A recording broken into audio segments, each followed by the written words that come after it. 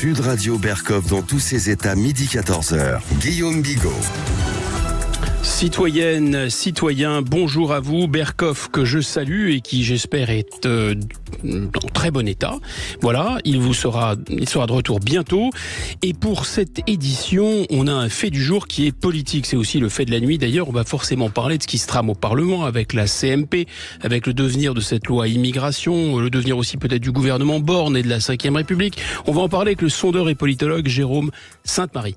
Et puis vous savez que depuis un mois, les agriculteurs sont très en colère. Ils retournent les panneaux à l'entrée des villes, des villages, pour dire que la France marche sur la tête.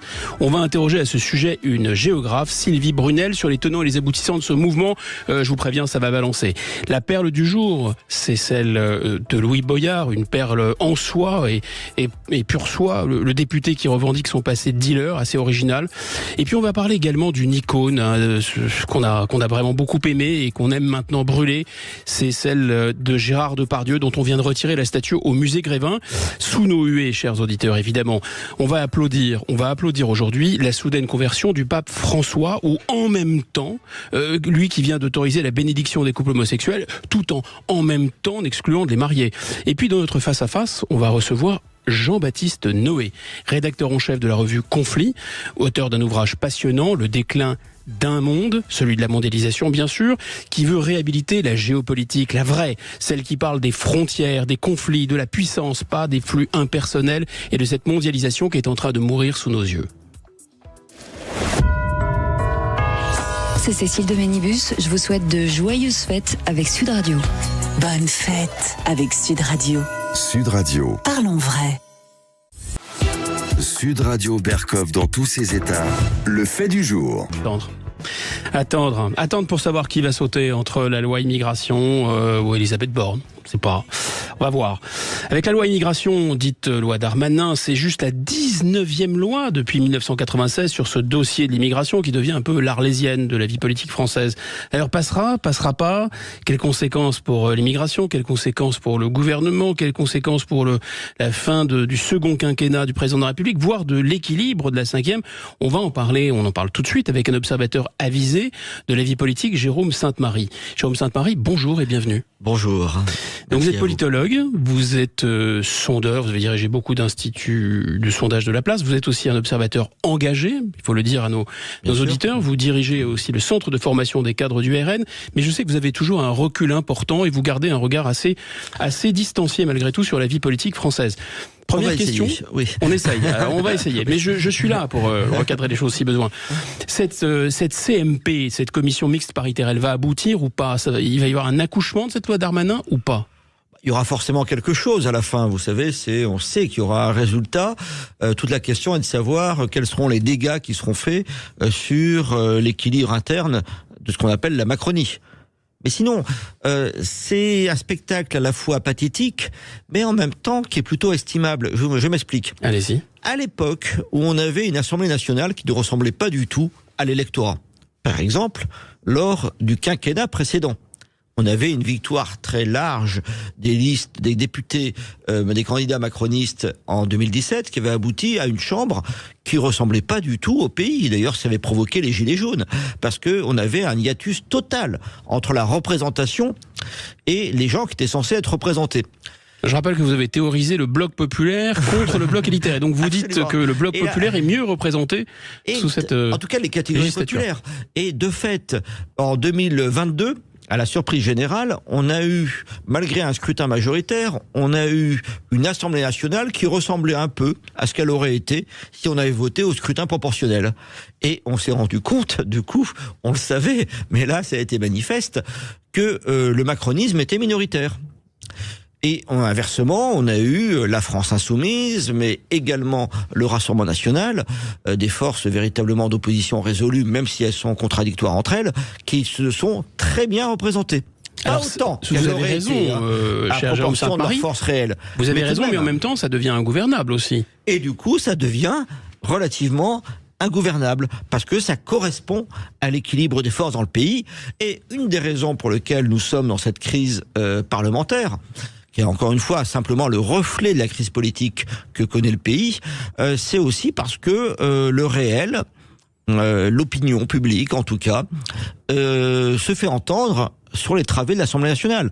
Que même les macronistes sont obligés de tenir compte de la demande populaire en matière de contrôle de l'immigration. Mais tout de même, ce que dit le président de la République n'est pas nécessairement faux, là, puisqu'il dit, c'est vrai qu'il y a une opposition, mais cette opposition, elle n'est pas cohérente. Le fameux bloc populaire est fracturé. Donc ils sont contre nous, mais ils ne sont pas pour quelque chose ensemble. C'est pour ça qu'il y a crise politique. C'est-à-dire qu'effectivement, Emmanuel Macron est impopulaire. Actuellement, 66% à peu près des Français, un peu plus même sans doute, en ont une mauvaise opinion. Je vous renvoie au sondage, au baromètre, Ipsos, BVA, à tous les baromètres d'ailleurs. Et donc, mais cependant, en face, donc on se dirait, comme on se l'était dit en quelque sorte, comme on pouvait se le dire après 2017, à la prochaine élection présidentielle, forcément, il y a une alternance. Mais ça, c'était autrefois. C'était quand il y avait une gauche et une droite. Et donc, un gouvernement impopulaire était remplacé. Les gens, du coup, patientaient jusqu'à l'alternance. Le problème, et on l'a bien vu en 2022, c'est que cette division des oppositions aboutit à la réélection d'un pouvoir impopulaire. Dernière chose, là, ce qui complique la vie des oppositions, sauf une, il faut bien le dire, sauf celle du Rassemblement national, c'est qu'on a des oppositions qui non seulement ne sont pas d'accord entre elles, mais qui en plus sont appelées à voter pour le pouvoir auquel ils s'opposaient avant les élections de 2022 et auquel ils s'opposent brutalement. Alors là, vous faites allusion à LFI et la NUPS en élection en faveur d'Emmanuel Macron à la présidentielle. Aux Républicains. D'abord aux Républicains qui ont appelé à voter, mais ça, eux, on le savait.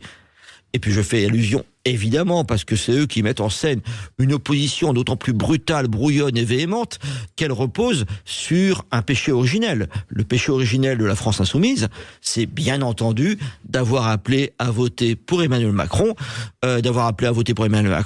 après 5 ans de pouvoir d'Emmanuel Macron. Ils essayent d'effacer les traces par la véhémence de leurs propos, mais il demeure qu'ils ont appelé à voter Macron. Là, vous distribuez un peu les coups de pied de l'âne à tous vos opposants, mais revenons un instant sur la loi immigration et sur ce qui se passe. Je m'arrête sur ce que vous disiez tout à l'heure, c'est-à-dire que la Macronie est en train de se fracturer, de se diviser. Bon, est-ce qu'il n'y a pas quelque chose de très paradoxal dans le fait que plus la Macronie se réduit comme peau de chagrin et moins elle a le soutien de l'opinion publique, et finalement, plus elle se fracture. C'est pas paradoxal, ils devraient faire bloc, ces gens, finalement. C'est compliqué parce que y a quand même une idéologie derrière Macron. Macron, il fait pas n'importe quoi. Macron n'est pas quelqu'un qui change d'avis tout le temps, et Macron, c'est pas tout à fait le en même temps. Ça, c'est une accusation très facile qui est faite par les opposants. Pourquoi pas, la vie politique est faite de petites phrases. Et en réalité, ce que j'ai essayé de montrer dans mes livres, mais ce que pas mal de gens pensent en réalité, c'est que le macronisme, ça correspond à un vrai projet politique. Et c'est pour ça qu'il a conservé une base minoritaire, mais il a conservé ce qu'on a bloc élitaire, 30%. C'est un projet très européen, pour ne pas dire européiste, très ouvert sur le monde, pour ne pas dire mondialiste, et relativement libéral. Libéral et dépensier à la fois. C'est un peu curieux, mais en tout cas, tout ce qui est privatisé, tout ce qui est marchandisé, tout ce qui peut être marchandisé est en train de l'être. Nationaliser les pertes, privatiser les gains. Voilà. À partir de là, et en s'appuyant sur un État, cependant. Un État pour détruire l'État-nation. C'est assez curieux. Et à partir de là, l'immigration est plutôt une bonne nouvelle pour Macron. Ça, on a bien compris. En permanence. Et pour les macronistes. Donc là, il y a une vraie idéologie, immigrationniste, qui se trouve confrontée à une demande populaire exactement inverse. Je suis venu vous voir sans note aujourd'hui parce que tous les sondages disent la même chose. Vous avez à peu près 66% des Français qui, quelle que soit la question qu'on leur pose sur l'immigration, sur son impact économique, son impact sécuritaire, son impact culturel, etc., vous répondent c'est une mauvaise chose. Et vous avez 80% des Français qui vous disent on veut un référendum. Parce que ça, c'est aussi l'éléphant dans le couloir, c'est que face à une crise politique, une crise parlementaire, qui n'est pas due au fait que les parlementaires macronistes ou qu'Elisabeth Borne sont maladroits, c'est presque insoluble. Eh bien, la constitution du général de Gaulle donne une solution très simple, ça s'appelle le référendum. Et on sait que ce référendum est désiré par les Français, et on sait que depuis 18 ans, il n'y a pas eu de référendum en France, d'autant plus que le dernier référendum qui a eu lieu en 2005, on sait très bien que son résultat, c'est pas à vous, Monsieur Bigot, que je vais l'apprendre, que son résultat a été ensuite trahi par les élus.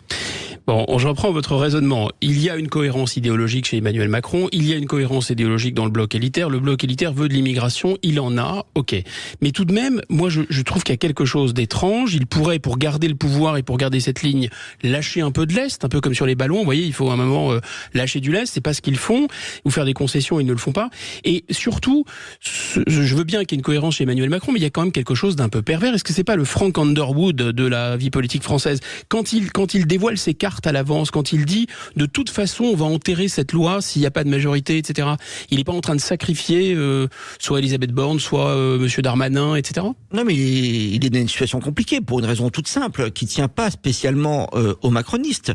Le groupe qui est intéressant dans cette affaire, c'est pas ni les macronistes, ni d'ailleurs le RN, ni la France Insoumise. Ceux qui sont intéressants là, c'est un groupe qui est relativement limité, mais qui est décisif, c'est les LR. Ah, parce que vous cherchez des alliés, là, c'est pour ça que vous dites ça. Non, pas du tout, au contraire, mais pas au contraire, ni l'un ni l'autre, c'est les LR. Les LR sont dans une situation compliquée parce que ils ont voté pour les réformes sociales, ou antisociales, ça dépend comment on voit les choses, comme la réforme des retraites.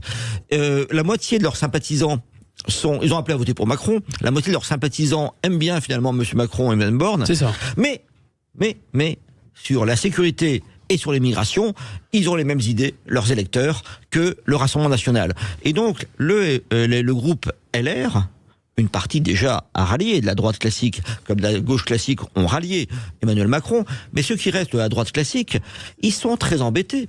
Parce que ils ont des électeurs qui aiment bien Emmanuel Macron par certains côtés. Ils ont appelé à voter pour lui encore une fois, mais qui, sur l'immigration, ça c'est pas négociable. Quand ils rentrent dans leur circonscription, ils se font engueuler. Si jamais ils acceptent une loi qui va ouvrir de nouvelles filières d'immigration. Et donc, quand vous faites les sondages, il arrive que les sympathisants LR soient plus radicaux que les sympathisants RN, qui souvent s'intéressent à d'autres sujets plus sociaux, etc. également. Mais sur l'immigration, là, il y a une fixation terrible des sympathisants LR qui paralysent en fait le comportement des députés LR. Et là, on découvre la réalité arithmétique de l'Assemblée nationale, c'est-à-dire la mise en minorité de la Macronie. À partir de là, Emmanuel Macron se trouve dans une situation très compliquée, Mme Borne également. Ils doivent trouver des alliés. Mais comme beaucoup, leurs alliés, ils vont les chercher sur ce thème-là plutôt à droite, mais ils ont tout de même beaucoup de la base et de leurs élus, de leurs ministres, etc., qui viennent de la gauche. Donc vous avez raison, il n'y a pas que la Macronie qui soit, ou le bloc présidentiel qui soit divisé, et l'air aussi. D'ailleurs, Aurélien Pradier, ce matin, au micro de Jean-Jacques Bourdin, sur cette antenne, disait que le RN, c'est un parti de pitre. Vous voulez réagir à ça? Non, vous savez, c'est des propos auxquels les Français ne croient pas, c'est le genre de propos qui ont toujours un effet boomerang. Je veux dire, ça décrédibilise beaucoup plus. Mais justement, mais qu'est-ce que ça veut dire? C'est une sorte de concession sociologique, une espèce de racisme de classe derrière? Bon oui, comme toujours. Enfin, oui, c'est ça votre analyse? Comment vous comprenez ça? Oui, je ne sais pas. Moi, je veux rien vous faire dire. De discréditer. Bon après, vous savez, les gens. Pourquoi cette virulence, je veux dire? Les parlementaires, les ministres et les parlementaires dorment peu ces jours-ci parce que c'est un peu compliqué et ils tiennent des propos qui, sincèrement, peuvent dépasser leurs pensées. Dépasseront leurs pensées et en tout cas dépassent de très loin leurs intérêts parce que ce genre de propos font beaucoup plus de tort à ceux qui les émettent qu'à ceux à qui ils sont destinés. Donc c'est vraiment, qu'ils prétendent de stigmatiser. C'est d'ailleurs cette idée en plus. Alors voyons un peu le bilan de cet épisode. Il y a effectivement une attaque sur la crédibilité du Rassemblement national qui est faite en permanence. C'est rien de nouveau, ça. C'est rien de nouveau. Mais disons que l'effet de contraste entre le comportement du groupe parlementaire du Rassemblement national, qui a beaucoup gagné en images, c'est depuis 2022, et le comportement des parlementaires et du gouvernement macroniste et du gouvernement, c'est terrible. Parce que ça donne une impression d'amateurisme, de confusion de la part des macronistes.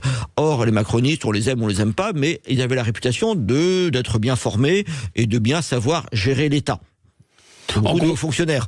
Aujourd'hui, on va dire qu'au minimum, c'est match nul désormais. Bon, un pronostic, ça va aller jusqu'où, oui ou non, en 20 secondes. Adopter, pas adopter pour vous cette loi, et le gouvernement risque de sauter ou pas? J'ai envie de vous dire quelle loi. Qu'est-ce qu'il en restera? Je pense qu'ils ne peuvent quasiment que l'adopter. C'est ça. Qu'adopter quelque chose. Et ben voilà, c'est très clair. Voilà. Merci infiniment, Jérôme Santarine. Et Gérald Darmanin a dit on serait fixé en début de soirée. On va se retrouver dans quelques instants sur Sud Radio. On va parler des agriculteurs qui continuent à manifester dans plusieurs centres-villes du pays. On en parlera avec Sylvie Brunel, la géographe, qui sera avec nous. À tout de suite sur Sud Radio. Sud Radio Berkhoff dans tous ses états, midi 14h. André Berkhoff. Sud Radio André Berkhoff.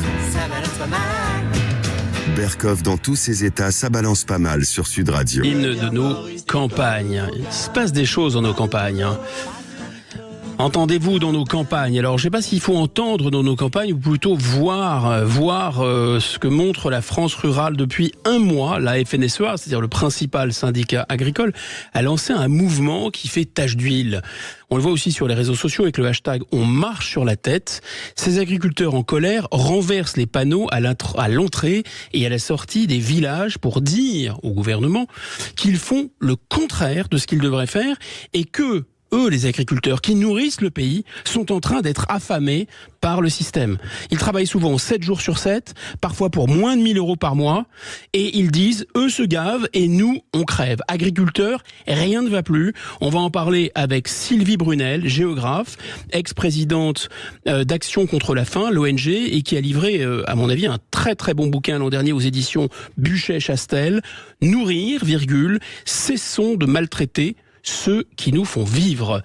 Est-ce que Sylvie Brunel, vous êtes en ligne? Oui, Guillaume Bigot, bonjour. Ah, bonjour Sylvie Brunel, je suis ravi de vous entendre. Alors, est-ce que vous comprenez d'abord ces agriculteurs qui renversent les panneaux? Qu'est-ce qui explique selon vous leur colère? Alors, les agriculteurs ont l'impression que plus ils en font, plus on leur en demande, et que par ailleurs, tous ces efforts qu'ils mènent ne sont pas reconnus par la société, par l'Europe, par une concurrence déloyale. Et ils sont très en colère parce qu'on leur a demandé d'entrer dans ce que j'appelle la 3e révolution agricole, c'est-à-dire le fait d'être capable d'injecter un grand nombre de dispositifs environnementaux, écologiques, dans une agriculture performante et nourricière. Et malheureusement, tout ce qu'ils mettent en œuvre n'est pas entendu, y compris d'ailleurs par nos politiques. Alors on les charge sans arrêt. Est-ce que on pourrait dire, est-ce que leur malaise, pour comprendre leur malaise, il ne faut pas passer cette formule de François Mitterrand, au début de la guerre froide, enfin à la fin plutôt de la guerre froide, il disait les pacifistes sont à l'ouest et les fusées soviétiques sont à l'est. Et là, est-ce que les agriculteurs sont pas en train de dire, écoutez, nous vous nous chargez avec des contraintes écolo, mais en même temps vous ouvrez les marchés à des pays qui n'ont aucune contrainte écolo? Exactement, Guillaume Bigot. Je vais vous donner un exemple significatif. Nous sommes, nous, la France, le premier exportateur mondial de semences de maïs. Le maïs, c'est la première céréale mondiale. C'est-à-dire que sans le maïs, vous ne nourrissez ni les pauvres, ni les riches dans le monde, ni les animaux d'ailleurs qui se nourrissent de maïs. Et ce qu'on constate, c'est que l'Europe est devenue la première importatrice mondiale de maïs. Ah oui. Elle est d'ailleurs en concurrence avec la Chine et qu'on fait venir d'autres pays des maïs génétiquement modifiés, des maïs traités avec des produits qui sont interdits aux maïsiculteurs français. Attendez, là on va marquer juste un temps de pause parce que c'est tellement fou ce que vous nous racontez. Oui. Vous nous dites qu'en fait l'Europe accélère la concurrence de pays qui ne respectent pas des normes alors que l'Europe colle des normes à nos agriculteurs. C'est bien ça l'idée? Exactement. L'Europe est très exigeante à l'égard des agriculteurs. C'est-à-dire qu'on leur restreint aujourd'hui les produits de traitement. Ces produits de traitement sont utilisés dans le reste du monde et on importe des produits qui sont interdits en Europe en provenance du Brésil, des États-Unis, de tout un ensemble de pays du monde, y compris d'Afrique d'ailleurs. Deuxièmement, l'Europe, vous le savez, est soumise au changement climatique. On en parle beaucoup l'été. Or, les agriculteurs ont des restrictions sur l'accès à l'eau. Vous avez vu en ce moment la Charente croule sous l'eau, elle est dans l'eau, mais on interdit aux agriculteurs de faire des réserves. Ah, c'est les fameux problèmes des bassines sur la question qu'on a vu des à Sainte-Soline. Oui, moi je ne veux pas utiliser le terme bassine, ce sont des réservoirs, des retenues de substitution. Et c'est important parce qu'on croule sous l'eau en hiver, elle va se perdre dans la mer et on en manque en été. Les agriculteurs disent juste, il faut la stocker, ce qui est le simple bon sens. Et quand il y a de l'eau en été, il y a de la biodiversité, il y a du captage de carbone. Bien sûr. Et on marche sur la tête et c'est pour ça que les agriculteurs ont retourné les panneaux dans un grand nombre d'agglomérations. Je continue. Il y a aujourd'hui un certain nombre de taxes et de redevances qui pèse sur le monde agricole. Il faut qu'il montre patte blanche dans tous les domaines. Mais on peut vraiment parler de double standard. Double standard pourquoi ? Parce que vous, quand vous avez un chien, un chat, enfin peut-être pas vous Guillaume Bigot, mais va le traiter avec des produits qui sont interdits aux agriculteurs. Donc, regardez ce qui s'est passé aussi sur les punaises. On a entendu les Français appeler au gouvernement contre les punaises de lit en disant il faut une mobilisation nationale. Et dans les vergers, dans les forêts, il y a des punaises. Dans les vergers, c'est ce qu'on appelle des punaises diaboliques. Elles sont dramatiques et on va importer des fruits, des pommes, des cerises en provenance de pays qui utilisent des produits que les agriculteurs ne peuvent pas utiliser. Et il y a donc un risque grave, très grave, de désagriculturisation de notre société. La puissance française, elle repose aussi sur son agriculture. C'est une des meilleures agricultures du monde, elle est propre, elle est performante, elle est nourricière, elle associe la quantité à la qualité, parce qu'on se connaît bien notre gastronomie d'excellence.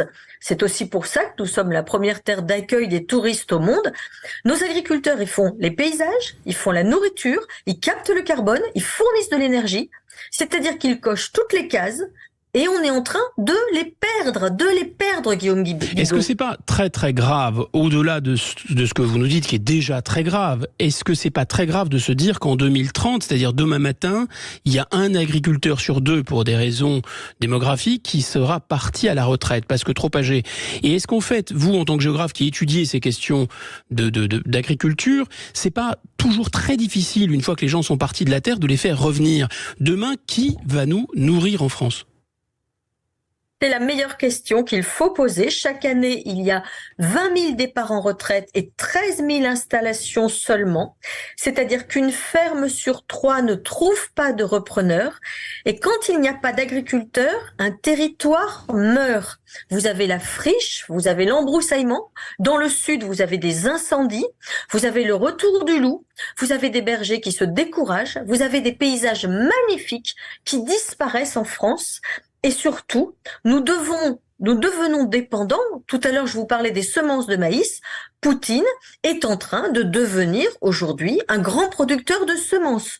Demain, nous mangerons peut-être le maïs génétiquement modifié des États-Unis et le maïs produit par la Russie de Poutine. Est-ce que vous diriez que le bobo, finalement, des grandes villes qui connaît pas grand-chose à l'agriculture, a une vision caricaturale, peut-être même américaine de la nature, c'est-à-dire les réserves sauvages, le loup, etc., et ne comprend pas que le rapport à la nature et à l'agriculture de l'Inde avec le Pendjab, de l'Italie avec la Toscane, de la France avec la viticulture ou tous ces paysages magnifiques, c'est un rapport harmonieux, finalement. Et c'est ça qu'on est en train de démolir, si je vous écoute bien. Oui, on voudrait que l'agriculteur redevienne une sorte de décorateur de la nature ou de jardinier. On lui interdit d'ailleurs de plus en plus de territoires qui sont rendus à une nature qui n'existe que parce qu'il aménage les territoires. Par exemple en Camargue, avec la riziculture, ou le marais Poitevin, qui était qui sont des créations humaines. Et le problème, c'est que quand vous enlevez l'agriculteur, vous n'avez pas ce beau tissu écossais des champs, ces montagnes sculptées par le pastoralisme, cette viticulture que le monde entier nous envie. Vous n'avez plus rien, vous avez des paysages qui se ferment et vous avez surtout une dépendance alimentaire qui s'accroît. Nous importons de plus en plus. Regardez ce qui s'est passé avec l'Ukraine. On a un poulet sur deux aujourd'hui, c'est ça, un poulet sur deux, 70% des fruits consommés en France sont importés. Enfin, c'est complètement fou. Oui, nous avons ouvert tout grand les frontières, par exemple, aux volailles ukrainiennes, au sucre, aux céréales. Et il faut bien penser que ce sont des emplois. L'agriculture et l'agroalimentaire, c'est le premier employeur de France. Et puis, c'est surtout ce que nous trouvons derrière l'artisanat. Pardon, je rectifie, derrière l'artisanat. C'est ce que nous trouvons dans nos assiettes. C'est la qualité de ces aliments que nous allons consommer à Noël et dont nous avons besoin non seulement pour la gastronomie, mais nous avons besoin aussi pour nous sécuriser. Dans le monde, il y a beaucoup de pays qui importent leur nourriture, 150 pays. La France a encore la chance de faire partie du tout petit club des pays qui exportent de la nourriture, par exemple des céréales, des produits laitiers, ou du vin, bien sûr, le vin, les spiritueux. Mais sachez que nous allons aussi vers une guerre du lait. Parce que les éleveurs se découragent, les éleveurs mettent la clé sous la porte. La France des fromages, la France du général de Gaulle, pourrait demain manger du fromage néerlandais ou italien. Mais qu'est-ce que c'est que cette histoire en fait? On a l'impression, vous écoutez qu'en matière d'agriculture, mais bon, on va pas épiloguer parce que c'est un peu la même chose sur tous les sujets et notamment dans l'industrie, mais si on revient sur l'agriculture, on a l'impression que cette Union européenne, vous nous décrivez, c'est un peu comme, c'est dans les films de King Kong là, on prend la France agricole comme une femme, on l'attache avec des chaînes et puis l'Europe vous dit on va vous protéger de la mondialisation. La mondialisation c'est King Kong et l'Europe fait venir King Kong, c'est ça, pour attaquer la jeune femme. Oui, c'est-à-dire que la direction des affaires internationales est profondément libérale, donc elle veut le libre-échange, sauf que en même temps, la direction de l'environnement impose aux agriculteurs d'être plus verts que verts, d'être plus propres que propres, et ils le font d'ailleurs. Nous avons vraiment une agriculture qui est pleinement engagée dans la transition agricole, mais à ce moment-là, soyons cohérents. On ne peut pas dire qu'on va lutter contre la déforestation importée en Amazonie et faire venir tout un ensemble de produits, soja, maïs, etc., qui viennent concurrencer directement les protéines végétales produites en France, le colza et même le quinoa. J'étais la semaine dernière en Anjou, il y a une filière quinoa français qui s'est développée en Anjou. Est-ce que finalement, quand on vous écoute, on se dit, il y avait toute cette thématique, mais l'agriculture française ne peut survivre sans la politique agricole commune, sans les transferts et les subventions qui viennent de l'Europe, mais en comprenant les contreparties et en comprenant surtout que la France est contributrice nette au budget de l'Union européenne, est-ce que ça ne serait pas plus simple que ces aides à l'agriculture aillent directement de la poche des contribuables français dans la poche des agriculteurs, des producteurs français, sans passer par les caisses de Bruxelles? Alors là, vous posez une question qui est beaucoup plus globale, qui est la question de la renationalisation des politiques françaises. Mais vous êtes pour ou contre, vous, par exemple ?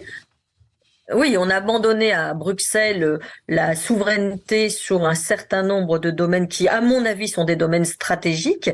Je pense qu'il est très important lors des élections européennes de juin 2024 d'être bien conscient que l'enjeu agricole, ce n'est pas seulement quelques agriculteurs qui manifestent, c'est nous tous qui sommes concernés, c'est notre avenir, notre sécurité alimentaire et aussi la qualité de ce que nous mangeons.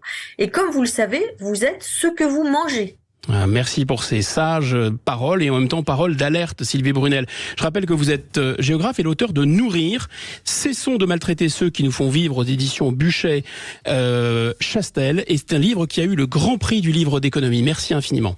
Merci beaucoup. Merci Guillaume Bigot. Sylvie Brunel d'avoir été avec nous. On va se retrouver dans quelques instants sur Sud Radio pour les perles, les huées et les bravos de Guillaume Bigot. Tiens, on va parler de Louis Boyard, de Gérard Depardieu et du Vatican. À tout de suite sur Sud Radio. Sud Radio. Parlons vrai. Sud Radio. Sud Radio. Parlons vrai. Parlons vrai. Parlons vrai. Sud Radio Berkov dans tous ses états Les perles du jour. Oui, de la bonne weed jusqu'au Palais Bourbon. Eh bien, écoutez, voilà, avec le député Louis Boyard, c'est possible, sait-on jamais. Parce que c'est un peu un dealer dans l'hémicycle. Hein. Vous connaissez Louis Boyard? C'est ce jeune député de LFI qui est passé directement d'un BTS communication à l'Assemblée nationale. Enfin, il a quand même fait un détour sur TPMP. Et c'est justement sur TPMP, dans l'émission de Cyril Hanouna en septembre 2021, il était chroniqueur, qu'il s'est vanté. Moi, j'ai dealé. À un moment, j'étais en galère. On m'a proposé le bail. Je l'ai fait, mais j'avais pas le choix. Eh bien, voilà, il persiste et signe, parce que ça, c'était avant son élection, péché de jeunesse. Il est très jeune, Louis Boyard.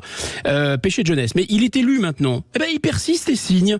Au micro de Beurre FM, le journaliste Radouane Kourak veut vérifier est-ce que c'est vrai, est-ce que c'est pour faire du buzz. Écoutez plutôt. Le 1er septembre 2021, vous déclariez de vous-même que vous aviez déjà vendu de la drogue, que vous avez été dealer. Est-ce que c'était faux, c'était pour faire du buzz et flatter un certain électorat? Ou est-ce que c'était vrai et du coup, c'est vous qui vous situez dans le camp de la sécurité en étant dealer, monsieur le député? J'ai envie de vous répondre, premièrement, d'apprendre à être respectueux, notamment parce que depuis tout à l'heure, vous arrêtez pas de répéter pour flatter un certain électorat. Oui, vous avez été dealer ou non? Je trouve, moi, écoutez, non, mais si vous êtes capable de laisser répondre, moi, c'est pas compliqué, je dis toujours la vérité. Maintenant, monsieur, qu'est-ce qui vous choque le plus? D'avoir des gamins qui, en bas d'un bâtiment, se mettent à vendre de la drogue parce qu'il y a un taux de chômage à 30% dans leur quartier, ou d'avoir des gens comme vous qui viennent sur les plateaux télé donner des leçons de morale? Bon, d'abord, respect à ce confrère sur Beurre FM, hein, même si c'est une station concurrente. Il faut lui tirer un coup de chapeau. Il a tenu tête et il s'est fait en plus remettre, littéralement méprisé par ce député. Un peu de respect, mais qui manque de respect à qui? Louis Boyard, juste est en train de légitimer le deal. C'est-à-dire qu'il est en train de légitimer indirectement la mort de la jeune Kaina, par exemple, hein, cette étudiante marseillaise qui, elle, ne dealait pas pour payer ses études et qui s'est prise une balle de Kalachnikov et dont la vie s'est arrêtée net. Donc Louis Boyard insulte les étudiants modestes qui, eux, ne versent pas dans le crime. Il insulte les habitants des quartiers populaires qui ont été courageusement défendus par Radouane Kourak, qui ne s'est pas démonté, qui a rappelé à Boyard que vendre ces cochonneries pour satisfaire les envies de stupéfiants de petits bourgeois des centres-villes, c'est en fait accepter de gangréner les cités. Donc le CV de monsieur Boyard me semble assez facile à résumer maintenant. Hein. Dealer de dope, glandouille militante à la fac et BTS, amuseur public sur C8, cracheur de soupe aussi sur C8, il faut dire, puis député LFI, c'est-à-dire bordéliseur officiel de l'Assemblée nationale. Donc le seul vrai métier, la seule vraie compétence professionnelle de Louis Boyard, c'est dealer. Remarquez, ça aurait pu servir s'il avait participé à une commission mixte paritaire avec le sénateur Joël Guerriot. Vous savez, cet ex-député, ce sénateur ex-Horizon qui a consommé de l'ecstasy et qui en a même proposé à la députée Sandrine Josso qui a porté plainte contre lui. Parce que ce qui se passe à l'Assemblée, c'est absolument stupéfiant. C'est pas moi qui le dis. C'est une députée, justement, Caroline Janvier, qui déclare à Paris Match « La pression générée par la politique chez les élus est telle qu'elle favorise des comportements déviants, dont l'alcool et la drogue. » Alors Boyard, à la fonce insoumise, me fait penser un peu à ces lobbyistes qui roulent pour telle ou telle clientèle et qui défendent des intérêts corporatistes. Alors on comprend bien que Louis Boyard espère désarmer la police à travers son travail législatif. Enfin, pour terminer, lui dont le niveau intellectuel, culturel, ferait presque passer Nabila pour une professeure au Collège de France, ne réalise même pas qu'il tombe dans ce qu'il dénonce lorsqu'il s'en prend à un capitalisme sans foi ni loi qui ignore les frontières, alors que lui, eh bien, il a travaillé pour des filières dont les têtes de réseau sont milliardaires et sont à Dubaï et ne payent pas d'impôts. Voilà, comment tomber dans ce qu'on dénonce. Merci, monsieur Boyard. Sud Radio Berkoff dans tous ses états. Ah, la poupée de cire de Gérard Depardieu, elle n'est plus, comme vous savez, elle n'est plus au musée Grévin. Elle avait fait son apparition là-bas en 1981, l'acteur français le plus célèbre. Et l'effigie de cire de l'acteur va désormais rejoindre à la remise celle de Pierre Palmade, par exemple. Que le même sort soit réservé à notre GG national et à l'inoubliable interprète du sketch du Scrabble, c'est quand même scandaleux. Pas parce qu'il y a une différence de talent, non, pas seulement.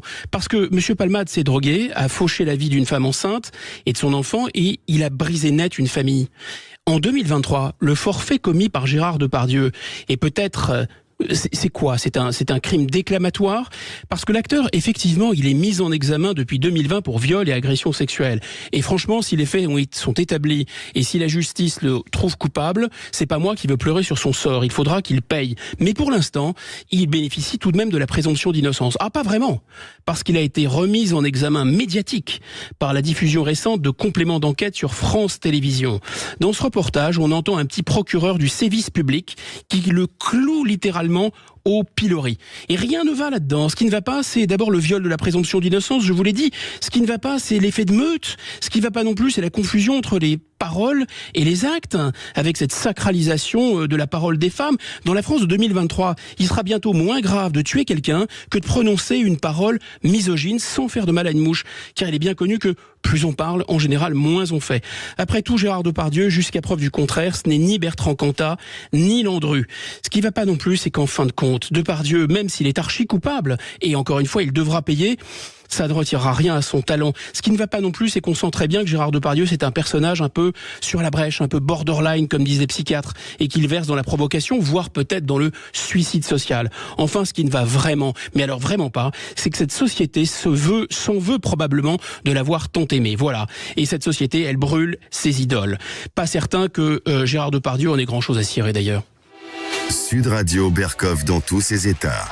Boogie Woogie avant la prière du soir. Désormais, c'est possible même pour les couples homosexuels, puisque lundi, dans un document très officiel, le Saint-Siège a autorisé la bénédiction de couples de même sexe, tout en spécifiant qu'il ne s'agissait en aucun cas de confondre, je cite, une courte prière demandant à Dieu de guider les croyants qui font un pas dans sa direction, avec un rite et encore moins un sacrement comme celui du mariage. Bénir, oui, marier, non.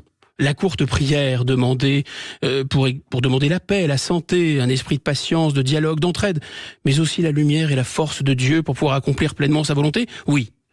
Mais attention, dit la déclaration, cette bénédiction de forme libre ne sera jamais accomplie en même temps que les rites civils d'union, ni en relation avec eux. Et le Vatican enfonce le clou, mettre ces bénédictions de près ou de loin en parallèle avec le mariage entraînerait de graves formes de scandale, de confusion parmi les fidèles.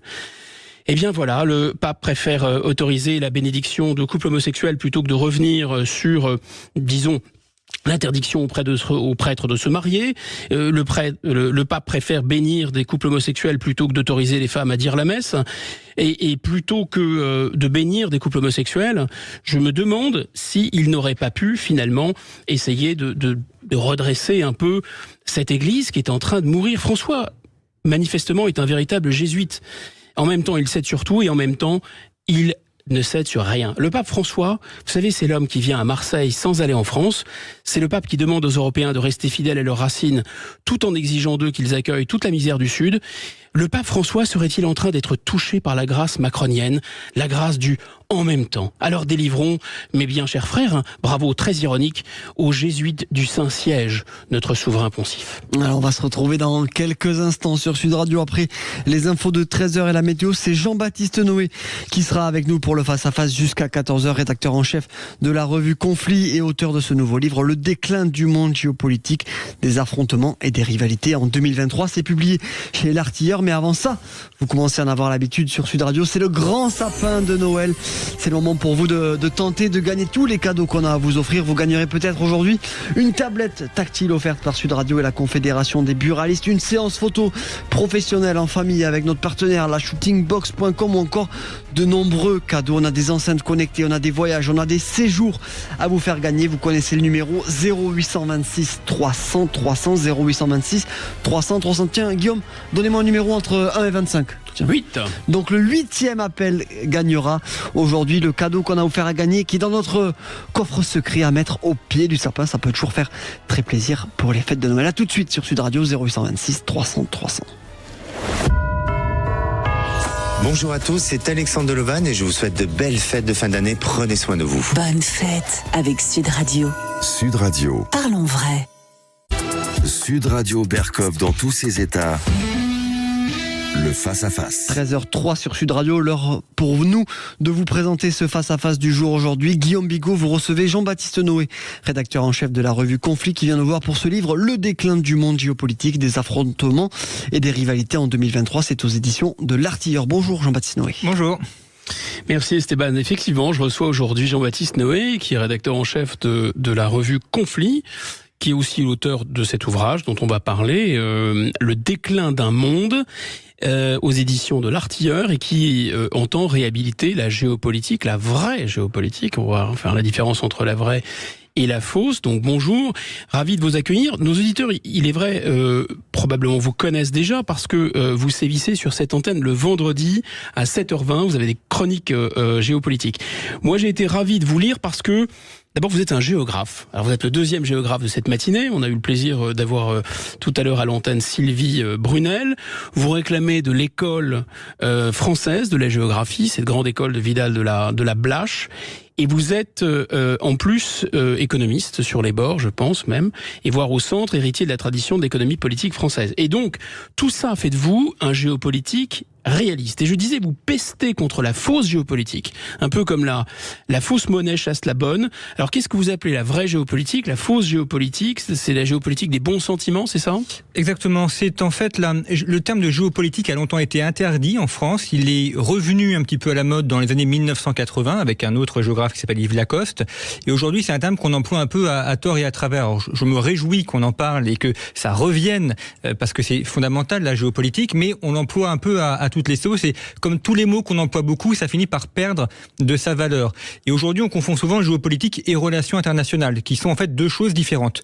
La géopolitique, c'est l'étude des rapports de force dans l'espace. Donc ça peut être de la géopolitique dans une ville, dans une rue, ou bien à l'échelle des pays, des continents, comme la guerre en Ukraine ou la guerre en Israël, par exemple. Et dans la dimension géopolitique, la dimension géographique est évidemment fondamentale, et notamment l'étude des terroirs, l'étude des territoires, l'étude des frontières. Il y a des frontières nationales, il y a des frontières locales qui sont très intéressantes à étudier. Certaines se sont formées il y a longtemps et elles sont encore en vigueur aujourd'hui. Puis il y a la dimension historique.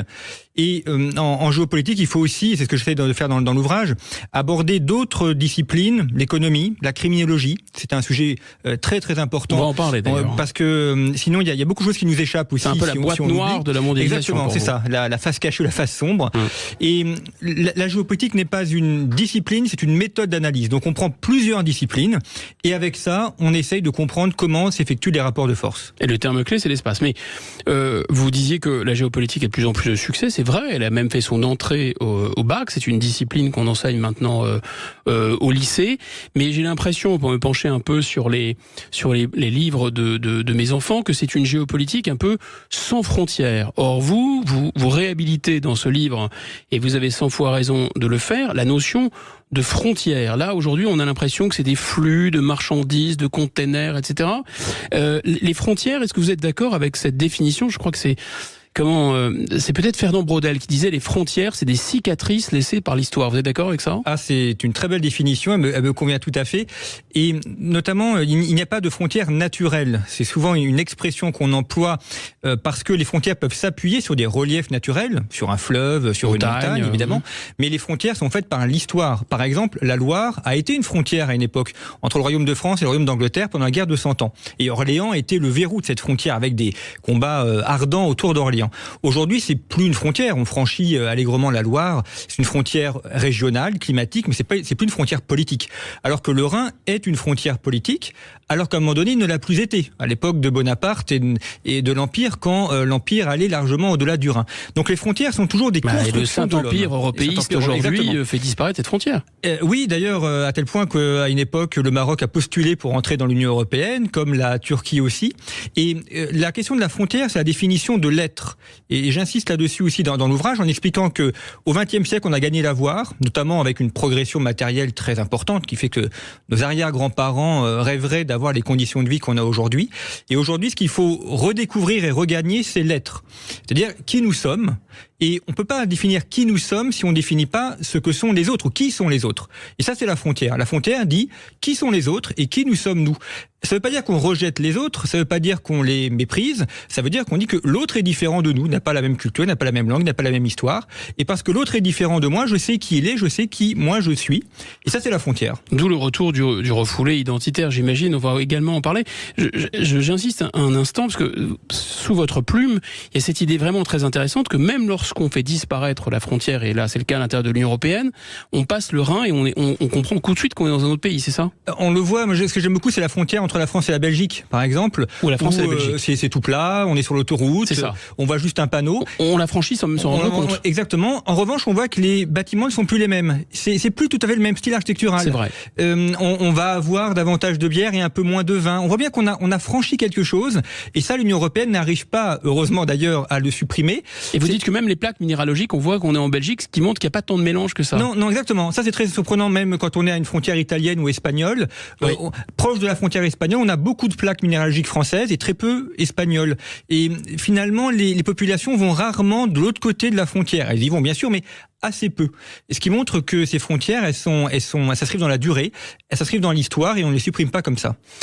Vous rendez dans votre ouvrage un vibrant hommage à deux auteurs, qui pour moi sont des auteurs bien sûr clés, hein, Thucydide et Xénophon, respectivement auteurs de la guerre du Péloponnèse et de l'Anabase.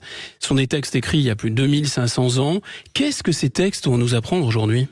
Eh bien, ils nous apprennent justement qui nous sommes. Et ça, c'est fondamental. Thucydide et Xénophon sont des historiens, ce sont des généraux, ce sont des hommes politiques. Ce sont des deux Grecs qui ont écrit la guerre du Péloponnèse, donc la guerre entre Sparte et Athènes. Et ensuite, pour Xénophon, la guerre qu'il a eu à subir contre les Perses.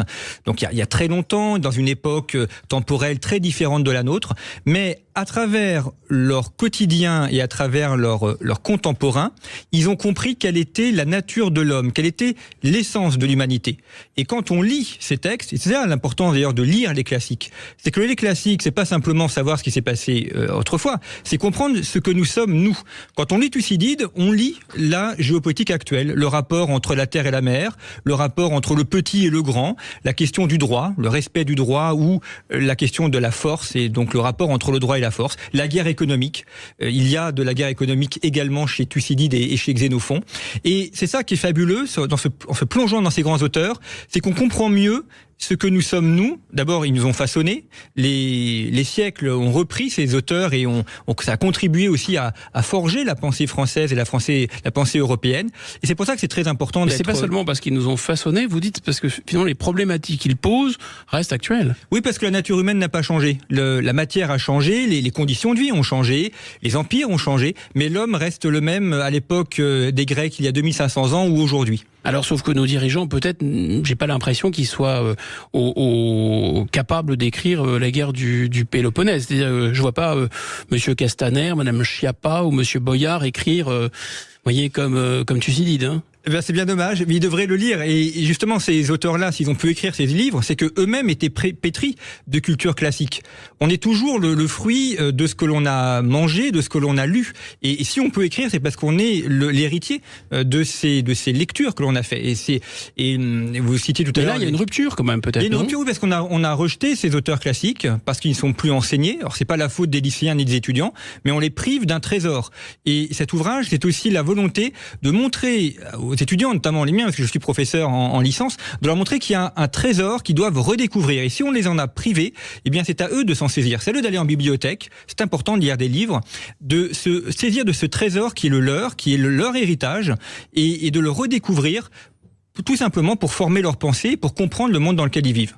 Et est-ce que pour vous, on le sent un peu quand on vous lit, est-ce que c'est la notion de dévoyé, hein, je précise quand même, d'universalisme dévoyé qui fait que on a peut-être eu l'impression de repenser le monde à nouveau frais et que finalement tous les gars du monde vont se tenir la main pour faire des start-up, tout le monde est pareil partout, donc ça ne sert à rien de se plonger dans ces antiquailleries que sont, je sais pas, la guerre du Péloponnèse en effet.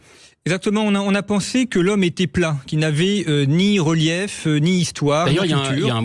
Il y a un livre qui s'appelle, un best-seller des années 2000, qui s'appelle La Terre est plate. Exactement, et non, la Terre est ronde, elle est ronde, elle est même un élément dans l'univers, et l'homme n'est pas plat, l'homme ne sort pas de nulle part. C'est Tocqueville qui disait que dans la démocratie moderne, l'homme vivait dans le présent perpétuel, c'est-à-dire qu'on l'a coupé de son passé, et on le coupe de ce fait de son futur. Et il vit dans un présent perpétuel, et Tocqueville dit qu'il tourne perpétuellement sur lui-même.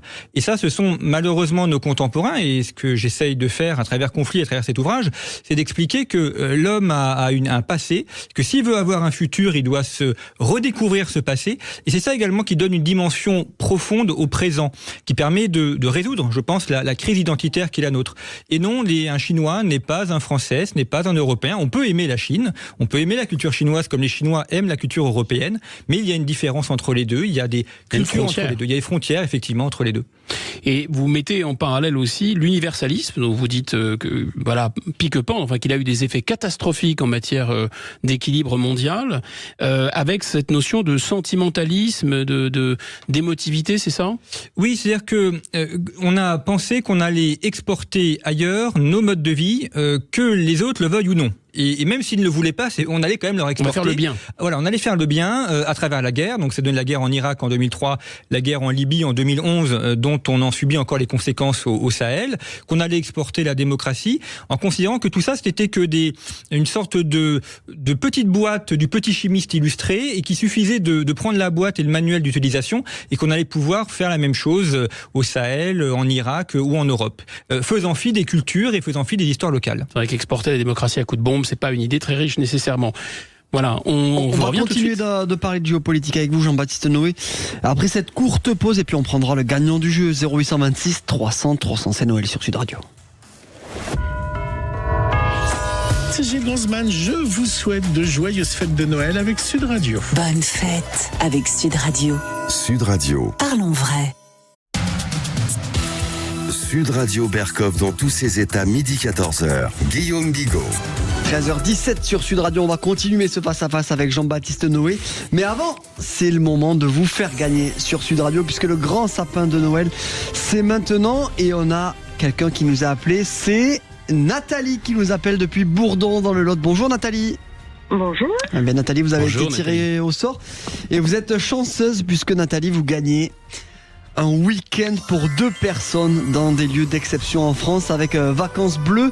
Alors il y a des adresses mythiques et des destinations que vous connaissez, il y en a 24 en France, il y a Biarritz, il y a Megève en Suisse, il y a Saint-Jean-Cap-Ferrat, il y a Paris, il y a Saint-Raphaël, des lieux exceptionnels pour des souvenirs exceptionnels. Alors ça peut être dans un château médiéval, dans une résidence art déco, dans un ancien palace Belle Époque, dans des hôtels, des clubs, des résidences, bref, tout ce que vous voulez. Nathalie, félicitations, vous avez gagné un week-end pour 2 personnes.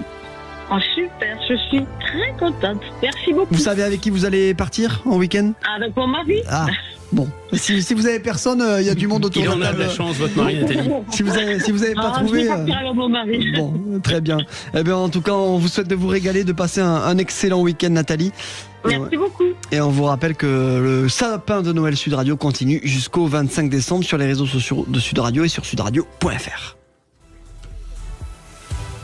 Eh bien voilà, on va sans transition passer du jeu de Noël à la notion de puissance, au retour des conflits, au retour de la guerre. Et non, c'est peut-être moins marrant, mais vous dites qu'on n'échappe pas à cette espèce de pesanteur des conflits, que ceux qui pensent qu'on s'est débarrassé de la guerre, en fait, ne rendent pas un grand service à l'humanité, quoi. C'est ça. Oui, en fait, on a pensé que, parce que nous, on voulait la paix, et qu'on ne voulait pas attaquer les autres voulaient également la paix, ne voulaient pas nous attaquer.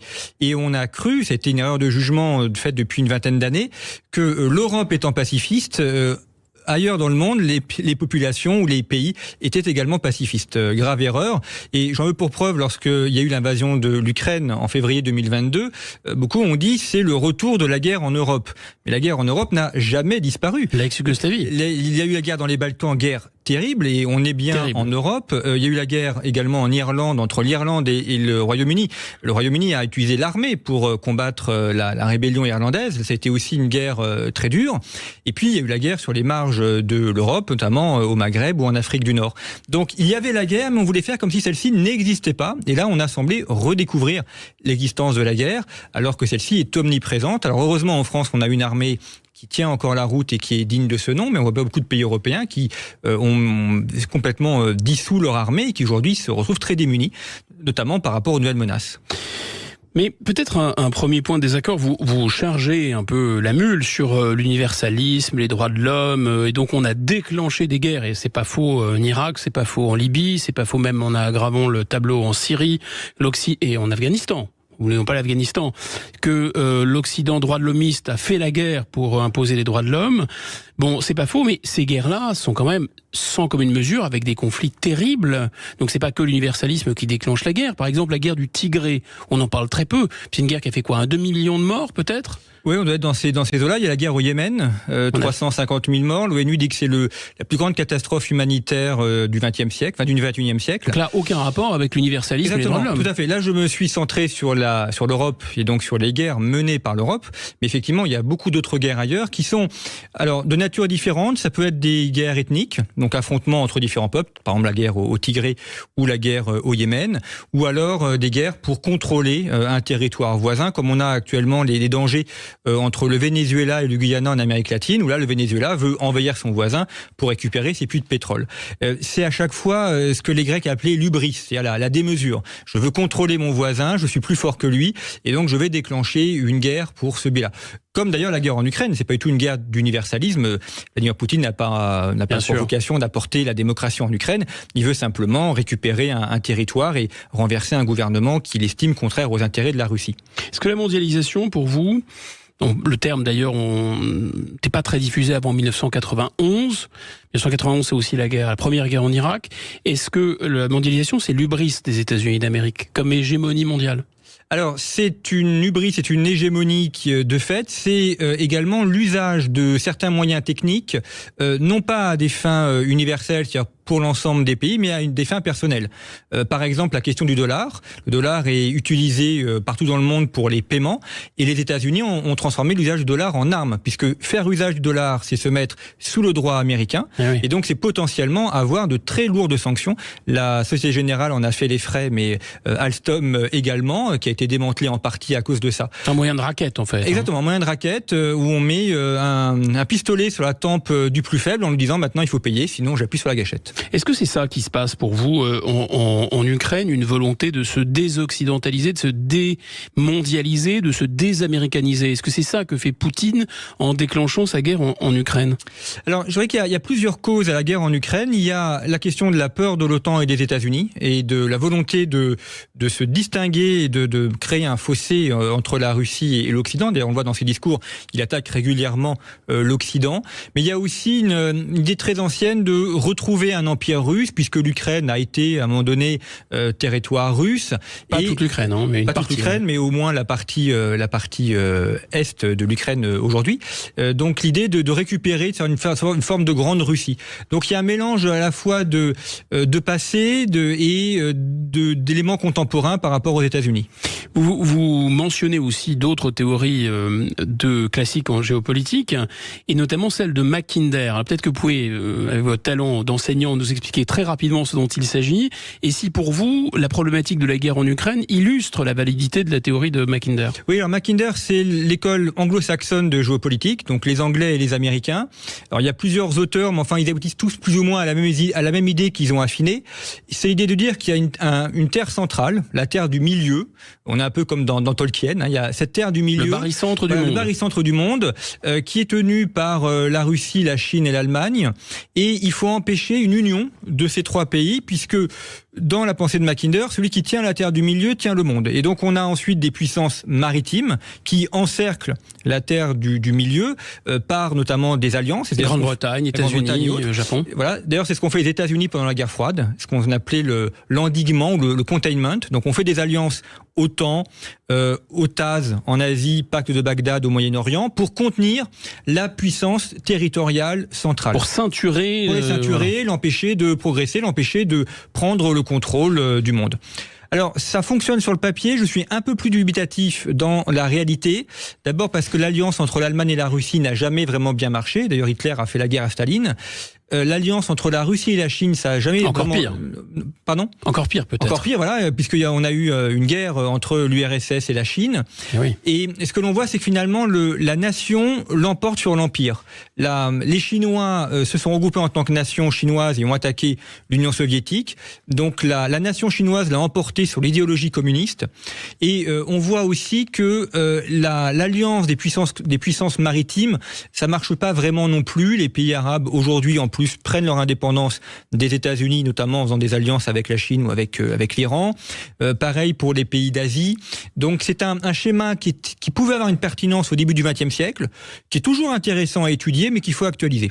Mais pourtant, ces opérations de sabotage de Nord Stream, le canal de gaz entre la Russie et l'Allemagne, ça ressemble quand même à cette volonté d'empêcher la terre du milieu de s'unir, non ? Quand les États-Unis, probablement les États-Unis, enfin, ou au moins leurs proxys ukrainiens ont coupé un peu le zizi gazier entre l'Allemagne et la Russie, c'était ça, non ?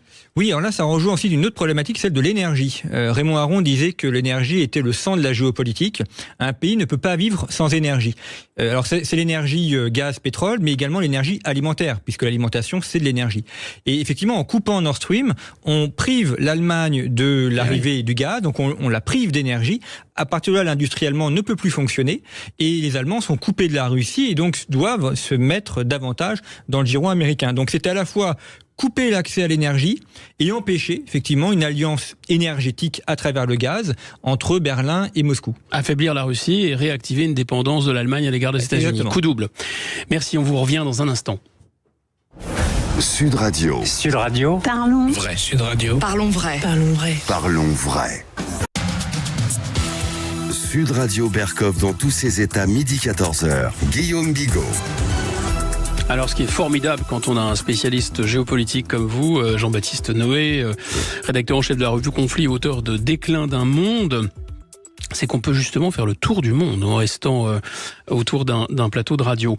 Nous étions en Ukraine. Est-ce que pour vous, Vladimir Poutine est en train de gagner son pari, quand même très audacieux, en agressant l'Ukraine ? Il est en train de gagner ou pas ?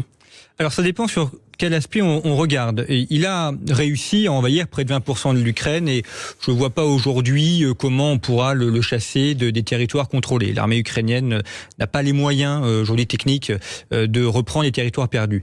Donc d'un point de vue territorial, oui, il a gagné. Il reviendra d'une manière ou d'une autre dans le giron mondial parce qu'on ne peut pas se priver de la Russie vu son poids. Trop gros morceaux. Trop de matières premières. C'est trop de matières premières, immense pays d'un point de vue géographique. Donc de toute façon, il faudra bien trouver un moyen de remettre la Russie dans le concert des nations. En revanche, il y a deux points qui, moi, me paraissent ennuyeux pour la suite de la Russie. D'abord, ce sont les pertes démographiques.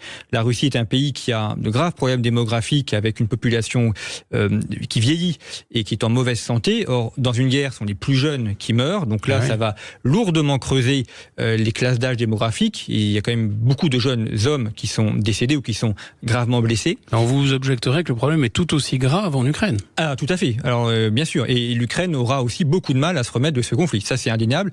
Les pertes humaines, la reconstruction, les problèmes de corruption, les problèmes moraux qui vont se poser, les dissensions politiques qui vont surgir dès que la guerre sera terminée, ça va être très très compliqué pour les Ukrainiens et il faudra les soutenir pour la reconstruction. Mais pour la Russie, le problème démographique sera très important. Et puis, dans le bras de fer entre la Russie et la Chine, pour l'instant, c'est la Chine qui est en train de gagner, parce que la Chine est une plus grande puissance démographique. La Russie a concentré ses forces sur l'Ukraine, est en train d'abandonner l'autre partie qui est la Russie asiatique, notamment Vladivostok, la Sibérie, où là, on a de plus en plus des populations chinoises qui s'installent. Donc là, danger pour la Russie. Danger, effectivement, que la Russie récupère l'Ukraine, mais voit la Chine lui reprendre d'une manière ou d'une autre sa partie asiatique, Vladivostok et la Sibérie. Et donc perdre d'un côté ce que la Russie a gagné de l'autre. Récupère le tchernosium des terres noires fertiles de l'Ukraine, mais elle perdrait les terres rares de la Sibérie orientale. D'accord. Justement, alors, on se déplace là de presque 7000 kilomètres, allons de l'autre côté du monde, en mer de Chine. Pour vous, une guerre peut éclater à Taïwan ou pas? Une guerre chaude, j'entends. Alors, c'est le risque. On est dans Mackinder, là aussi, encore? Oui, tout à fait. Alors, nul ne peut le prévoir, hein, parce que une guerre, il y a toujours un côté imprévisible. Les Chinois veulent annexer Taïwan, mais veulent le faire sans déclencher une opération militaire. Mais ils se sont quand même fixé 2030, qui est le centenaire du Parti communiste chinois, et après 2048, qui est le centenaire de la République populaire de Chine, pour dire qu'ils ont réunifié la Chine en annexant Taïwan. Donc ils veulent le faire à la chinoise, en fait. C'est-à-dire comme le jeu de Go. Exactement. Confucius, Sun Tzu, c'est-à-dire je veux gagner sans livrer bataille. Sans tirer. Exactement, sans tirer, puisque la bataille est psychologique. C'est-à-dire, j'étouffe l'adversaire, il est tellement étouffé que je le récupère, comme d'ailleurs ils ont récupéré Hong Kong. Par exemple, une très bonne manière de faire, c'est d'interdire à une entreprise qui fait du commerce avec Taïwan de lui interdire le marché chinois. Alors là, c'est vite vu, entre une petite île, quelques millions d'habitants et 1 milliard d'habitants de l'autre, on préfère la Chine, évidemment. Et c'est pour ça que Taïwan a de plus en plus de mal à s'approvisionner. Donc c'est une manière de l'étouffer. Mais Hong Kong, il y avait un contrat. Et le contrat prévoyait une date, et à partir d'une certaine date, Hong Kong était rétrocédé à la Chine. Là, c'est pas le cas avec Taïwan. Là, c'est pas le cas. Sauf que le contrat avec Hong Kong prévoyait que Hong Kong conserve une autonomie politique. Ça a disparu. Et là, les Hongkongais se sont fait complètement réannexer. Avant, il y avait un pays, mais 2 systèmes. Chinois continental, Hong Kong. Là, on a un pays et un seul système. Et un pays, 2 systèmes, c'est aussi normalement ce qui doit s'appliquer à Taïwan. Alors, s'il y a annexion, mais pour l'instant, on est sur 2 schémas complètement différents, puisque ce sont 2 pays indépendants. Mais ce que l'on voit en revanche, ça c'est nouveau côté Taïwan, c'est la montée d'un vrai nationalisme.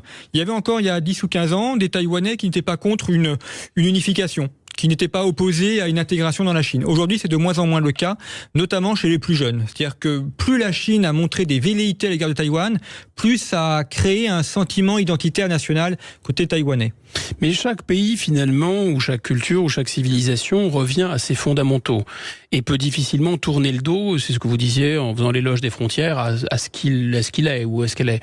Et là, est-ce que l'Occident n'est pas en train de laisser tomber des Chinois, de vrais Chinois, parce que les Taïwanais sont des vrais Chinois, même s'il y a une partie un peu insulaire, indigène dans cette île, c'est aussi des Chinois du continent.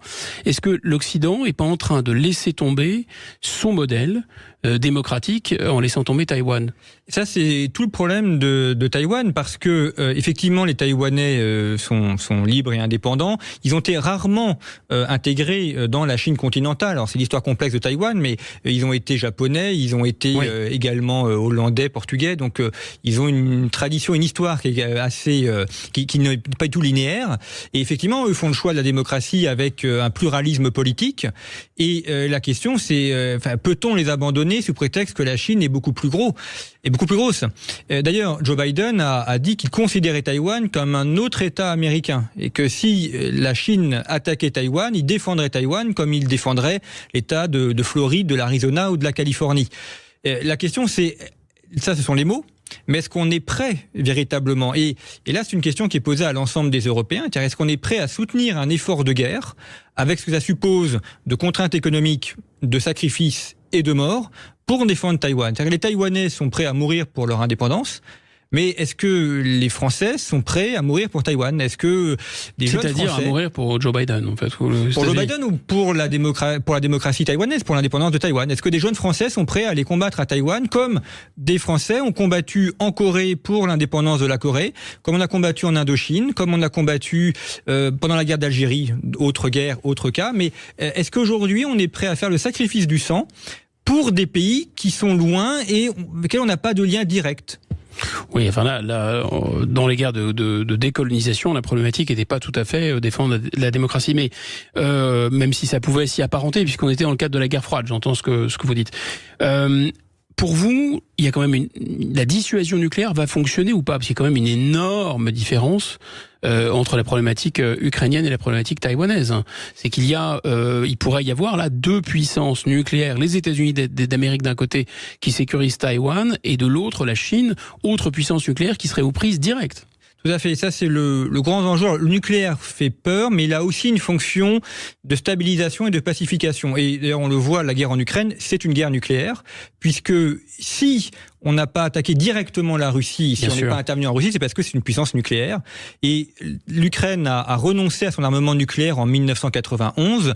Si elle avait gardé l'armement nucléaire, il est évident que jamais la Russie ne l'aurait envahi. Donc là, on voit l'intérêt du nucléaire qui est un intérêt de dissuasion. Et il est probable que la Chine n'attaque pas directement Taïwan pour ne pas se mettre sous le coup du feu nucléaire. Mais la question est toujours de savoir si les États-Unis sont prêts aussi à monter au feu nucléaire. La guerre nucléaire, quand on est dans la dissuasion, il y a beaucoup de bras de fer, de rapports de force, de non-dits. Et d'ambiguïté. Voilà, il faut toujours laisser l'ambiguïté, envoyer quelques avions, dire qu'on a des sous-marins nucléaires qui sont prêts à intervenir. Il n'y a rien de plus inquiétant que le mystère. Exactement. Et la question, c'est est-ce qu'à un moment donné, le voile du mystère se déchirera pour monter avec des armes nucléaires. Mais là, il y a, donc je disais, une sécurisation par la 7e flotte des États-Unis de la mer de Chine. Il y a des accords de défense entre Taïwan et les États-Unis, mais il n'y a pas normalement, ou alors je me trompe, de protection nucléaire, de garantie nucléaire qui est offerte par les États-Unis. Non, ceci dit, quand Joe Biden dit qu'il considère Taïwan comme un État américain, ça voulait dire ce que ça voulait dire. Et tout le monde a compris que de la manière que la protection nucléaire s'applique à la Floride, ça s'appliquait aussi à Taïwan. D'accord.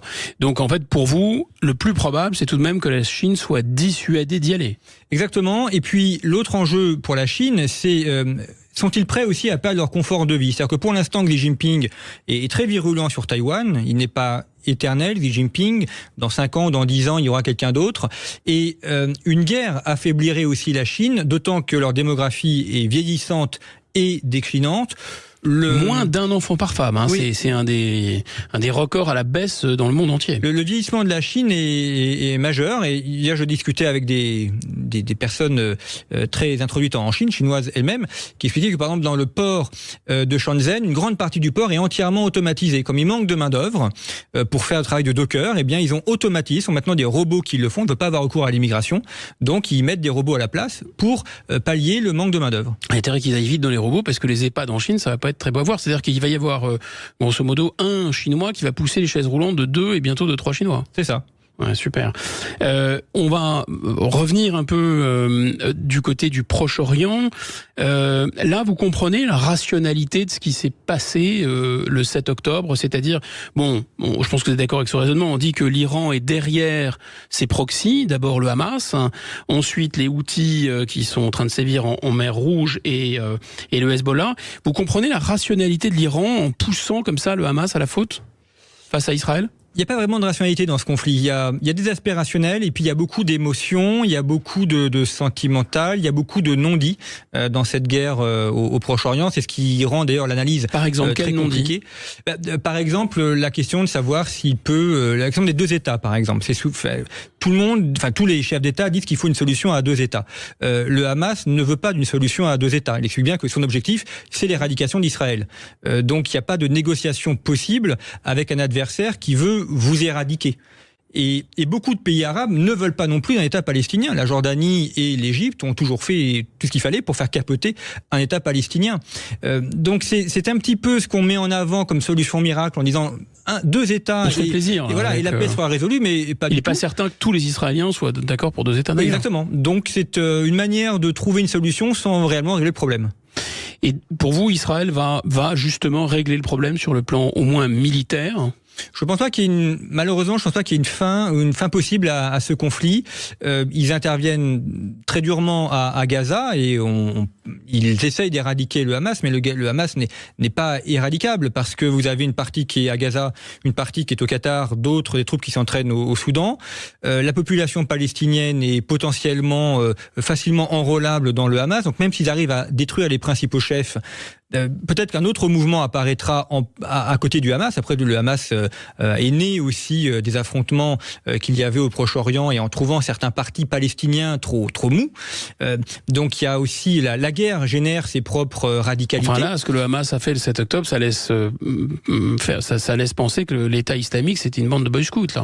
Oui, tout à fait. Et ça veut dire... Là, s'il y a pire que le Hamas demain, on se demande à quoi ça va ressembler. Et c'est tout le danger, c'est qu'on est dans une guerre sans fin. Et on voit pas de solution, et les Israéliens n'en ont pas non plus. Alors ils sont intervenus, il fallait qu'ils interviennent, ils ne pouvaient pas rester évidemment sans rien faire après cette attaque du 7 octobre, mais aujourd'hui on voit pas ni de solution politique ni de solution militaire à cette guerre. Très bien, merci. On vous revient tout de suite, on va reparler de la guerre. On marque une courte pause, et là cette fois-ci c'est vous qui aurez la parole au 0826 300 301 tout de suite sur Sud Radio. Sud Radio. Parlons vrai. Sud Radio, parlons vrai. Sud Radio, parlons vrai. Parlons vrai. Parlons vrai. Sud Radio Berkov dans tous ses états, midi 14h. Guillaume Bigot. Bien, nous étions au Proche-Orient avec vous, Jean-Baptiste Noé. Et je voulais vous demander, pour vous, il faut relier les points entre tensions à Taïwan, guerre ouverte en Ukraine, de redéclenchement du conflit au Proche-Orient. Ça bouge aussi, je disais, en mer Rouge, en Afrique, où la Russie et la Chine avancent torpion. Pour vous, il y a une espèce de troisième guerre mondiale qui dit pas son nom, qui a démarré ? Oui, c'est un peu une troisième guerre mondiale par morceaux, comme dit le pape François. C'est une expression qui est assez juste. Et surtout, c'est l'idée chez des grandes puissances comme la Chine ou la Russie ou l'Iran que l'Occident étant affaibli, il faut en profiter pour... Il faut y aller, c'est le moment ou jamais. Voilà, c'est le moment ou jamais. Et quitte à porter le coup de grâce aussi à des Européens qui ont voulu sortir de l'histoire. Et c'est vrai que l'affaiblissement de l'Europe contribue, c'est pas la seule cause, mais contribue à créer des tensions, à permettre des tensions au niveau mondial. Alors c'est Hubert Védrine qui a cette expression formidable. Il dit l'Union européenne, c'est un peu un club d'herbivores à l'ère de Jurassic Park. Pour vous, c'est ça aussi l'Union européenne, c'est un château de cartes, c'est un château de sable géopolitique ? C'est plutôt un écran de fumée, ça n'existe pas au niveau géopolitique. D'ailleurs, on le voit sur la guerre en Ukraine, c'est l'Allemagne ou la Russie, l'Allemagne ou la France qui tentent de résoudre les choses, c'est pas du tout l'Union européenne. Il y a un représentant de l'Union européenne pour les affaires internationales, personne ne connaît ni son nom ni son visage. Donc ça n'a aucune consistance géopolitique.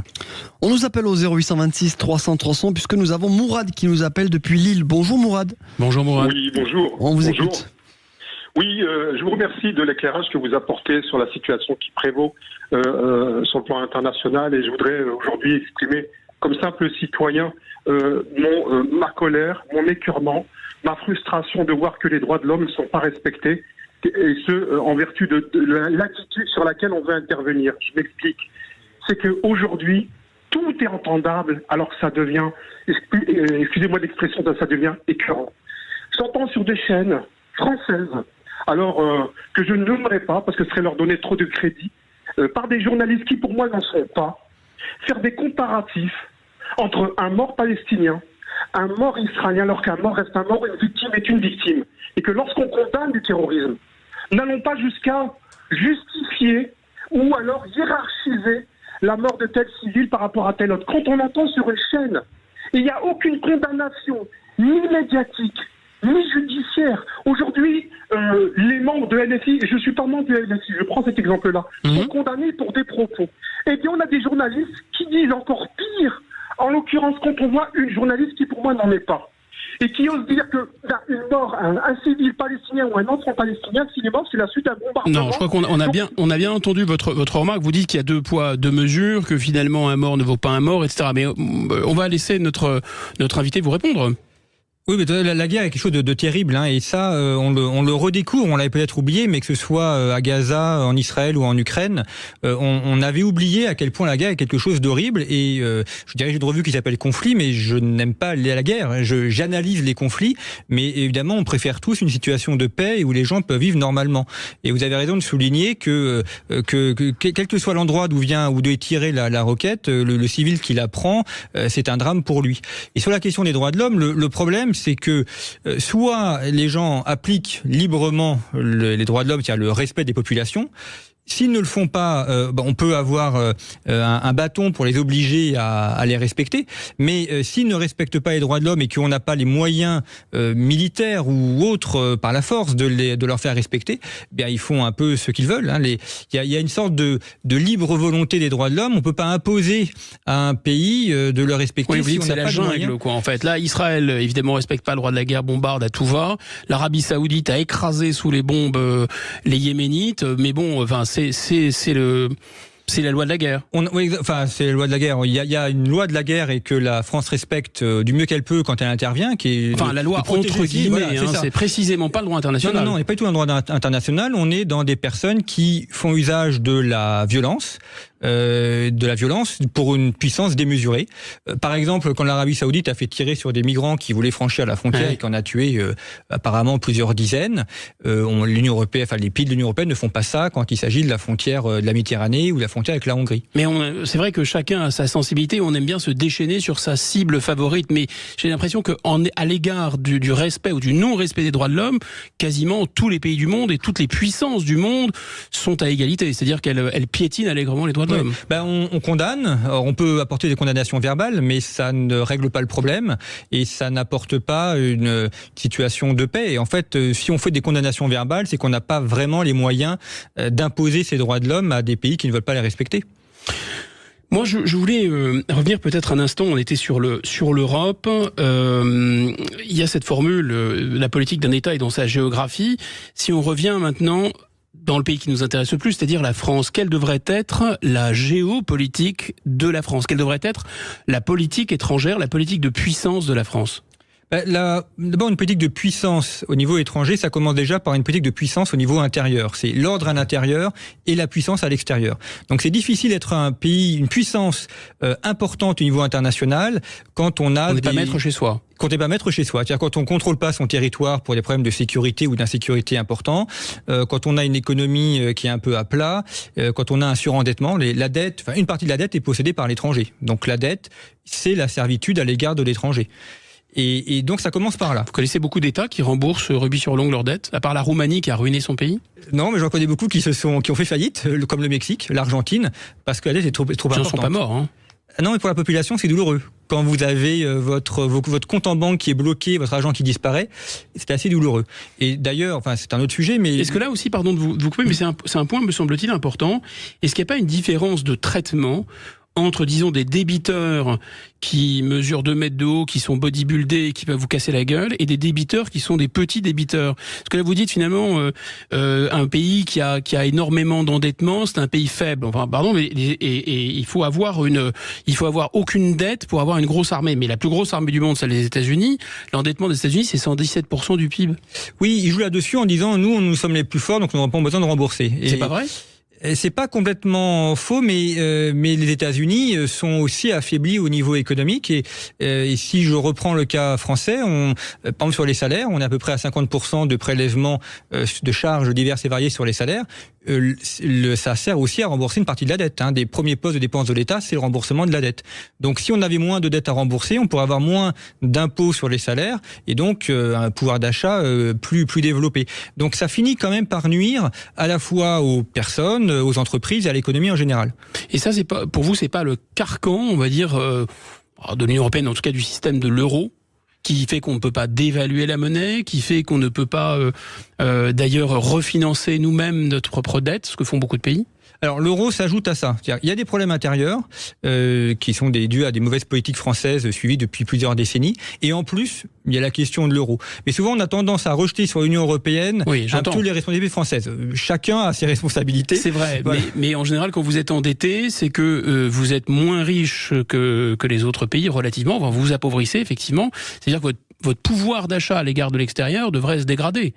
Et là, avec l'euro, c'est bloqué, ce système. C'est bloqué. Ceci dit, quand vous dévaluez une monnaie, vous ruinez une partie, vous diminuez le pouvoir d'achat des personnes qui possèdent cette monnaie, puisque la valeur baisse. Donc, c'est pas bon non plus pour la population. Ça peut être bon pour les exportations et les importations, mais ça finit quand même par peser sur les populations.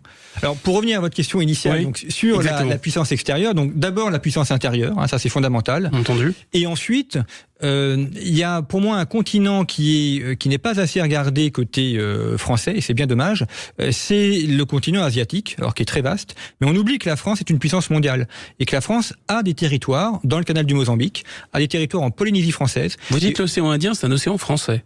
Oui, tout à fait. Ça va, c'est français du Mozambique jusqu'à l'Australie en Polynésie. C'est l'océan Indien dans sa version très étendue. Et aujourd'hui, la France a une sorte de glaucome géopolitique. C'est-à-dire qu'on regarde un petit peu du côté de l'Allemagne, en oubliant d'ailleurs l'Italie et l'Espagne, qui sont des pays très importants. On regarde un petit peu le Sahel, en oubliant le reste de l'Afrique. Les entreprises françaises font davantage de commerce avec la Belgique qu'avec l'ensemble du continent africain. Ouais, ça fait Donc peur. la Belgique est quand même un pays très important pour l'économie française. Et est-ce que vous diriez finalement que si on, avec le regard, l'œil de l'historien et en plus de l'historien spécialiste de l'économie et de la géopolitique, lorsque la France est puissante au cours des siècles, c'est qu'elle est une puissance justement maritime et mondiale. Et lorsqu'elle se recroqueville, elle n'est que européenne. Oui, ça a toujours été la vocation de la France d'être une puissance mondiale. D'ailleurs, c'est pour la raison pour laquelle on a aussi des territoires éparpillés comme ça sur les océans. Ce qui veut dire avoir une marine qui puisse surveiller et tenir ces territoires. Si demain, par exemple, Madagascar va récupérer des îles dans le canal du Mozambique, et si demain, l'armée malgache financée par la Chine récupère ces îles, sachant que ces îles... plutôt l'armée chinoise que l'armée malgache. Voilà. Oui. Est-ce que la France est capable, à la volonté, on a aujourd'hui la capacité technique, parce qu'on aurait la volonté politique de récupérer ces îles, comme l'Angleterre a eu la volonté politique de récupérer les Malouines lorsqu'elles ont été envahies par l'Argentine. Mais j'en suis pas convaincu. On parlait du Guyana tout à l'heure. Le Guyana, c'est à peu près 300-400 km de la frontière de la Guyane française. Donc c'est dans la banlieue de la France. Et on a une immense frontière en Amérique latine, vous avez raison. Est-ce que ça veut dire pour vous qu'il faut sortir de cette logique, donc un peu européenne, continentale, ça on l'entend, mais aussi d'une logique de solidarité occidentale? Est-ce qu'il faut que la France trouve sa propre voie? Alors, la France est dans l'Occident, et évidemment, on fait toujours en coopération avec les autres pays. Quand on fait une intervention militaire, une opération extérieure, c'est toujours en coopération avec les autres armées européennes. Il n'empêche que dans une destinée commune de civilisation et quand même de pensée continue, chaque pays joue après sa propre partition. Par exemple, la question de la défense européenne, c'est une fumisterie. L'Allemagne regarde ses propres intérêts et se préoccupe pas trop de l'industrie française. Donc il faut que la France soit à la fois une puissance occidentale et européenne et fasse des partenariats quand il le faut avec ses voisins, et en même temps qu'elle joue ses intérêts à l'échelle mondiale. Merci pour ce tour du monde passionnant, Jean-Baptiste Noé. Je rappelle que vous êtes l'auteur du Le déclin d'un monde, géopolitique des affrontements et des rivalités en 2023 aux éditions de l'Artilleur. Merci à vous d'avoir été avec nous, Jean-Baptiste Noé. Merci à Quentin d'avoir réalisé l'émission, et avec Emmanuel Galasso au standard. Merci Guillaume d'avoir partagé ces 2 jours avec vous. Merci à toute l'équipe. On se retrouve demain, ce sera Alexis Poulain qui sera aux commandes de midi à 14h. Tout de suite, c'est Brigitte Lahaye sur Sud Radio. C'est Céline Alonso, je vous souhaite de joyeuses fêtes avec Sud Radio. Bonne fête avec Sud Radio. Sud Radio. Parlons vrai.